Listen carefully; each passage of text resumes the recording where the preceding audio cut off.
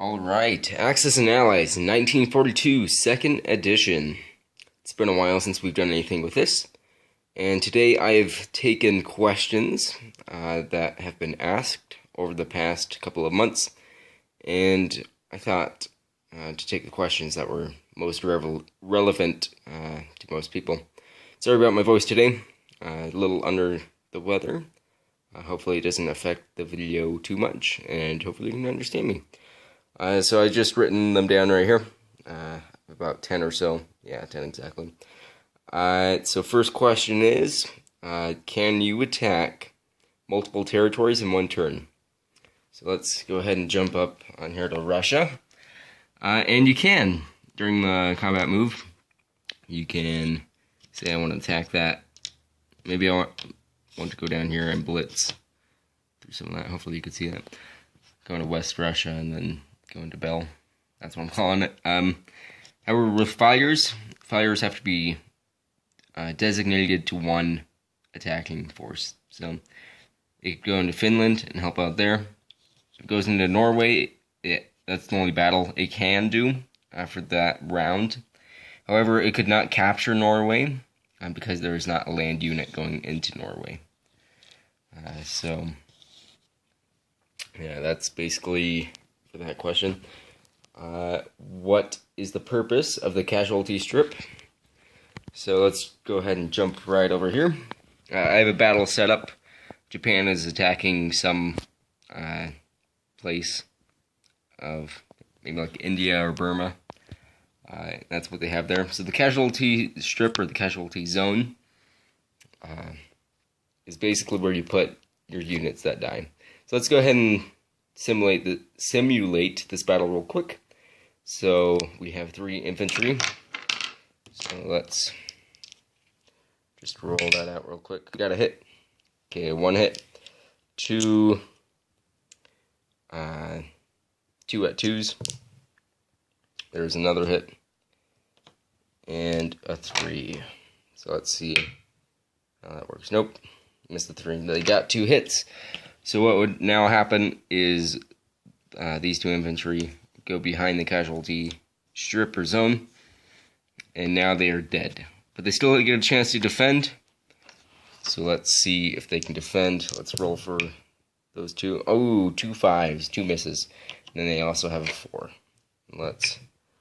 Wow, another 6. Say that failure would have gotten a hit. Say it was like a 2. Then they would also lose a guy, maybe just 1 infantry. I like that. And then after that round of combat, you take the units off, take the chips, and just put them away. And then they can either continue combat, or retreat, or capture after they capture it. Okay, next question. Can I move from one side of the map to the other? You can do that. So up here, Central United States is touching the Western United States, so those 2 infantry on the non-combat move could go all the way and move all the way over here to the Western U.S. Same with Western Canada and Eastern Canada over there. And then Mexico and East Mexico. It works for ships as well. C-Zone 19 and C-Zone 20 and 21, they touch 55, so 19 touches 55, 42 touches 20, 21 touches 41. And so you can move that. They have 2 moves still, so they could move 2 spaces, 1 into 55 right there, and then up there into 56 they could move, and that would be valid move. They couldn't move into Hawaii just because they wouldn't have enough spaces to move. And we'll move that over like that. There we go. Alright, since this is a global game, you can do that. In some other versions of Axis and Allies, that is not allowed. Mainly because it doesn't incorporate the entire world. Maybe it only incorporates half of the world. Okay, can fighters and bombers attack land units? So, over here in Egypt, if the UK wanted to, they could send in that bomber and those 2 fighters into Libya, and they could attack those land units, and the land units could also attack the planes back if they wanted to, or vice versa. They attack into Egypt on their turn. That wouldn't be the best battle though, because it attacks at a 1 or less, so basically just a 1, and that would work. When attacking with the UK, they couldn't capture the territory. They could kill all the units on it, but not capture it because they don't have any land units nearby. What happens if I don't spend all of my IPCs? So on Japan's first turn, they have 30 IPCs to spend, and let's say they buy 2 destroyers and a bomber. That comes out to 28 IPCs.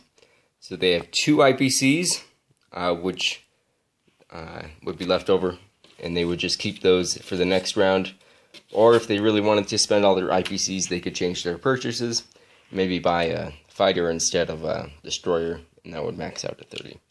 So they would just have 2 IPCs left for the following round to spend.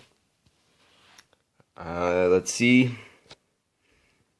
Do industrial complexes have a maximum on what they can produce? So heading back into Russia, they do have a maximum.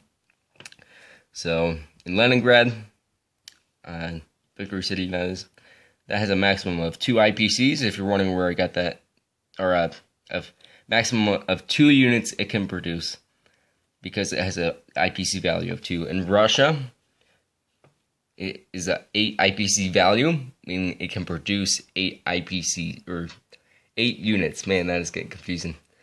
So 8 units maximum, and this territory here, that has a maximum of 4 units. It can produce.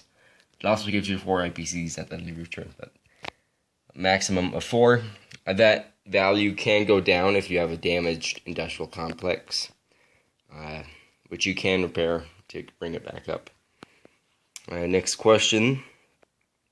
Can tanks still move after they have been unloaded by transport?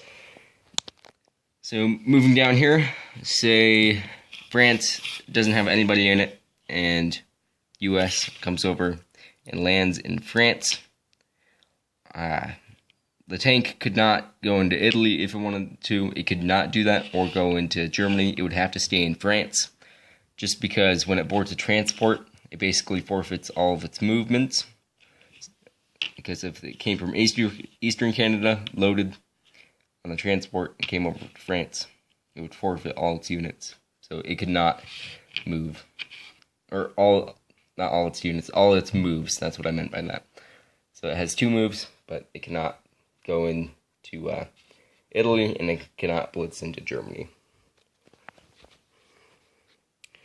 So where can I place new industrial complexes? So let's just say it is the United Kingdom's turn, and so India would already have an industrial complex. The United Kingdom would also have an industrial complex, and they decided to buy another one. So it has to have an IPC value. So Burma would be okay to place their industrial complex. Persia, or any of these territories. Sudan would not be allowed because it does not have any IPC value. Iceland would not be allowed because it doesn't have any IPC value. Australia would be allowed, either side, but that would be only a production of 1. But let's just say in Burma, we'll go down to Burma. This was a Japanese territory at the beginning of their turn where they purchased this. India comes in, or the UK comes in from India into Burma and takes it back over. You could not place it there because that is a newly captured territory. It has to be a territory that you owned at the beginning of your turn already to place it, but otherwise that would be valid if they already owned it at the beginning of their turn. Let's just put that back over there. Just a couple more questions left. Is the setup of the game always the same? And it is, unless you guys decide upon different rules for your game. The game will always be set up like so. with everything here. So like Eastern United States will always have 2 infantry, an artillery, an AA gun, a tank, a fighter, a bomber, and an industrial complex on it. And that's like it for every single territory. Okay, last and final question. How many does each chip stand for? And by chips, I mean these guys right here. So, a gray chip would be worth 1 unit. A green would be worth 3 units. And a red would be worth 5 units. So I just have a couple examples right over here. So we have a tank that is on a chip. So that's 1 unit right there, plus the tank, so that'll be 2 tanks, or 2 units. Here's one with a green chips, so that's 3 units, plus the artillery on top. Oh, hopefully I'm not blocking that too much. That'll be 4 units. Red is 5, plus the unit on top, so that'll be 6 infantry, or 6 units. Just a little harder example here. So we have a red chip, a green chip, and a gray chip with the infantry. So that's 5 units plus 3, which is 8, plus 1, which is 9, plus the unit on top, which would make it out to 10 units. That would be in that territory. So that's about it. If you have any questions about the game, you can leave them inside or down below in the comments, and I'll be happy to answer them. If you'd like me to do a video about some question, I can also do that. That's about it. Thank you so much for watching, and I'll catch you in the next one.